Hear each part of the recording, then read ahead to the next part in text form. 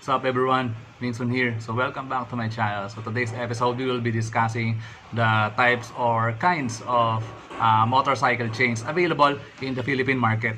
We all know na meron tayong ginagamit na chain para sa motorcycle natin. Para umandar siya, syempre, di ba? Kalokohan. We have these two chains available in our market. The first one is the standard chain and then the second one is the O-ring chain. Na-experience ko lang gamitin yung O-ring chain noong nagkaroon ako ng Suzuki Raider 150 Fi. Way back few years ago, lahat ng chains na binibili ko for my motorcycle is the standard one.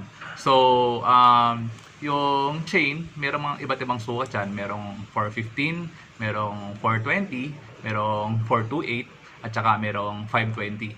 Yun yung mga sukat ng chains. Depende yon sa kapal, hindi yun sa haba. Yung haba naman, nakadepende kung ilang links yung bibilin mong chain or para ma-distinguish mo kung gaano kahabang kadena ang kailangan mo dun sa motorcycle mo.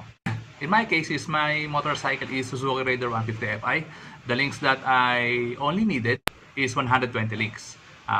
Good na siya for the 14. Good na siya para dun sa 1440 teeth na sprocket combination for my motorcycle. So pero ang binili ko 130 links. So bakit ko binili yung 130 links? Kasi para meron ako pangdugtong in case na maputulan ako ng kadena or mabawasan siya kapag naputol.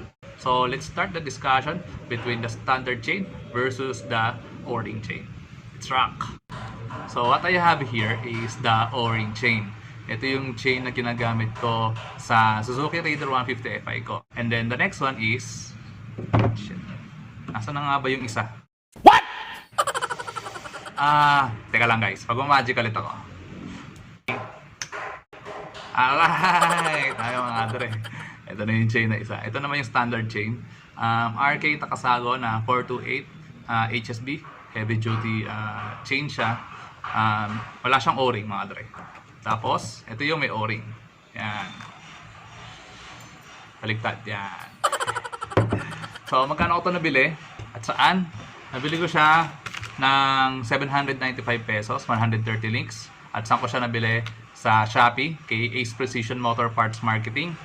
Or sa, yung Facebook nila is MMTA Marketing. So, yung link kung paano ko siya nabili o saan ko siya nabili, nasa description. Pa-check na lang mga dre. Since nakabalot pa siya, syempre bubuksan ko na para ma-explain ko sa inyo mga dre kung ano yung pinagkaiba nila. So, binubuksan ko to mga dre, pati pag-unbox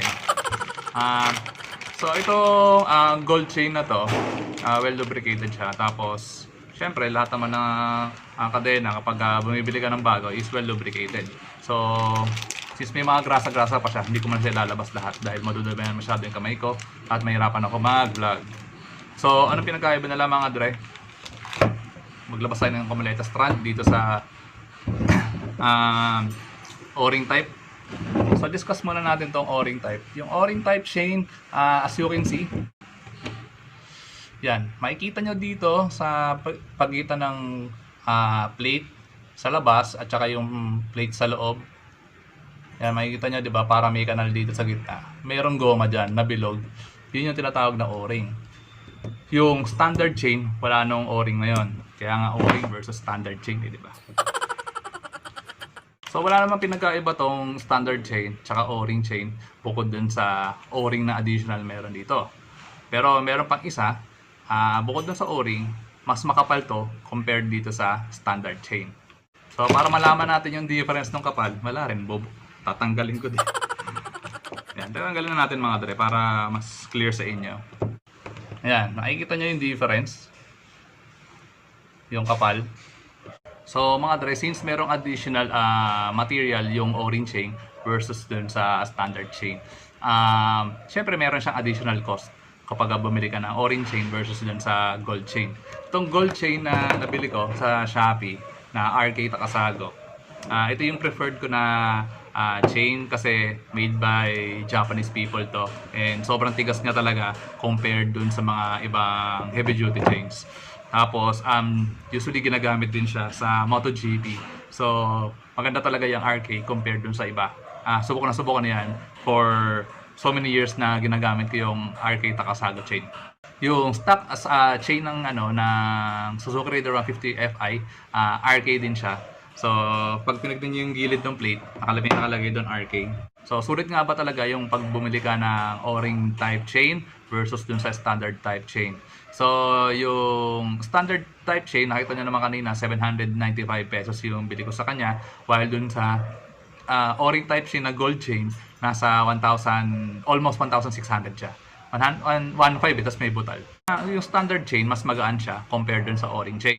Pero, mas heavy duty yung O-ring chain kasi yung O-ring chain mas beefy siya or mas makapal siya compared dun sa standard. Ang maganda dito sa O-ring chain, meron siyang mechanism na nagse-self-lubricate siya. Ibig sabihin, nalulubricate niya matic yung O-ring or yung chain kapag ginagamit mo siya. Yun yung additional mechanism na ginawa dito sa O-ring chain ng mga manufacturer. So, hindi mo siya kailangan i-lubricate every now and then para lang masabi na hindi siya mapuputol. Pero depende ito sa paggamit mga dre. Siyempre alam naman natin lahat na kapag hindi ka naglo-lubricate ng kadena, mataas yung tendency or chances na maputulan ka ng kadena. So, in my honest opinion or suggestion, mag-lubricate pa rin ng kadena at least mga once a week if daily mo siya ginagamit at lagi siya nababasa dahil sa tag-ulan na weather natin ngayon.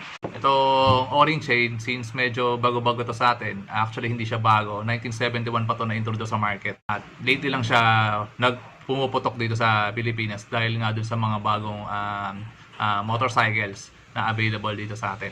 Mas durable itong O-ring chain kaysa dito sa standard chain. Yung standard chain kasi yan, makikita nyo medyo malambot dahil wala nga siyang O-ring. Hindi katulad itong may O-ring, meron siyang additional protection para gawa ng O-ring para hindi siya maputol agad.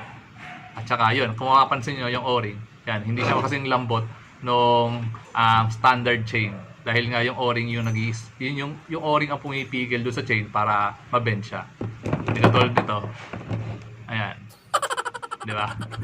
So, alin ang mas okay gamitin mga dre? Yung O-ring chain o yung standard chain? Ito depende naman to sa paggamit mo ng motorsiklo.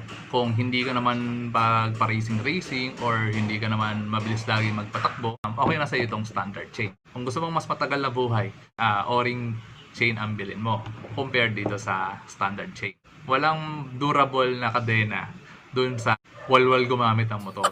Alam naman natin lahat yan. Kung hindi mo iniingatan or ginagawa yung proper maintenance dun sa kadena mo, kahit gaano ka tigas yan o kahit gaano ka macho or ka-durable yung chain mo, mapuputol pa rin yan. So yun, lastly mga dre, yung advantage ng standard chain, ito talaga yung mga commonly na ginagamit na mga casual riders. Sabihin ng casual riders, sila yung mga gumagamit ng motor na pang daily or pang service yung motor sa araw-araw na kaganapan nila sa buhay. Yun yung ginagamit ng mga casual riders, yung standard chain. Mas okay gamitin sa akin si O-ring chain compared doon kay standard chain. Yun nga lang, yung kung racing yung habol mo, hindi advisable sa'yo si O-ring chain dahil dun sa additional weight na mabibigay nito. Since alam naman natin kapag nag-racing tayo, kailangan natin mas magaan na motor. So kung papipiliin nyo mga dre kung RK Takasago or SSS na chain and sprocket set, dito pa rin ako sa RK. RK pa rin talaga. Subok na yung RK matagal ng panahon. At lahat ng mga gagandang kadena at sprocket ay gawa sa Japan. So, yung installation after ng shoutout, kung gusto nyo makita kung paano ko install yung kadena or kung paano ko mag-cut ng kadena, makikita nyo yung installation process after ng shoutout. So, shoutout nga pala mga dre kay Justin Gloria, Gerald of Bacolod City, JD Justin, RJ Baisera, Kenon Moya of Paracalde National High School of Camarines Norte, and kay Gwen Jairus Garcia, Richard Encendencia of Dipolog City, Rolando Galigaw Jr., kay GM Obierpa, kay Andy Olor at kay Gabi Deocade. So thank you for supporting my vlog mga dre. So without further ado, here's the process of me installing the RK Takasago chain to my Suzuki Raider 150 Fi. So this is pretty much it for me. Rock and roll!